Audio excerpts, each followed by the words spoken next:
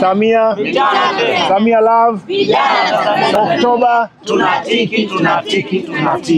Hodi wana Kagera, tumefika katika mkoa huu pendwa, mkoa wa watu maalum na mahususi, watu wazuri.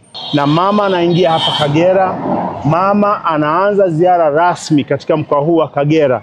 Tutoke kwa wingi, kwa bashasha, kwa upendo, tumpokee rais wetu mpendwa, tumpe maua yake, tukamsikilize kwa furaha kubwa. Sema tu bwana mama, karibu sana mkoa wa kusema huyu wa Kagera.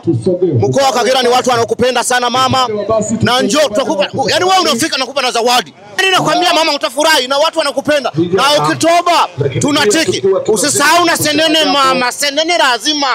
Ukitaka kumkorofesha mama, mbusi tu kidogo kwa ajili ya viongozi kuzungumza.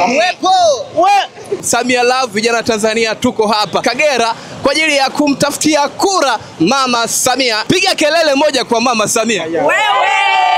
Tunamkaribisha mama yetu Samia Suluhu Hassan, tunamkaribisha, tunampenda, tutampokea atakapofika mahali hapa tarehe 16 na mikono yetu miwili. Tumejiandaa, tuna amani katika mji wetu wa Bukoba, tuna amani, tunaamini kwamba tutapiga kura bila shida yoyote. Yaani Oktoba tunatiki. Kwa nani? Kwa mama Samia. Kagera mko moto. Tuko vizuri. Yaani wewe. Yaani sasa mama hapa.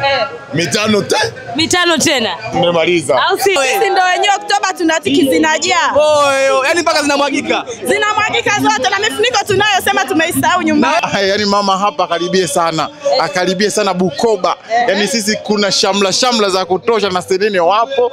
Yaani hali imechangamka kweli kweli. Tena mama mitano tena. Asante sana. Oktoba 29 natiki. Natiki sana.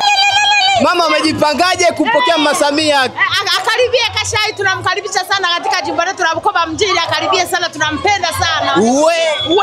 Yaani mambo mengi ametufanyia mama Samia, lazima tumpe kura za kishindo. Tunamshukuru sana mama Samia, akaribie Bukoba mjini. Sisi kama bodaboda tumejipanga sana kupokea mama. Tunampenda sana mama, tunamkaribisha sana, akaribie sana kwenye mazingira yetu. Na lazima Oktoba 29 lazima tumpe tutiki.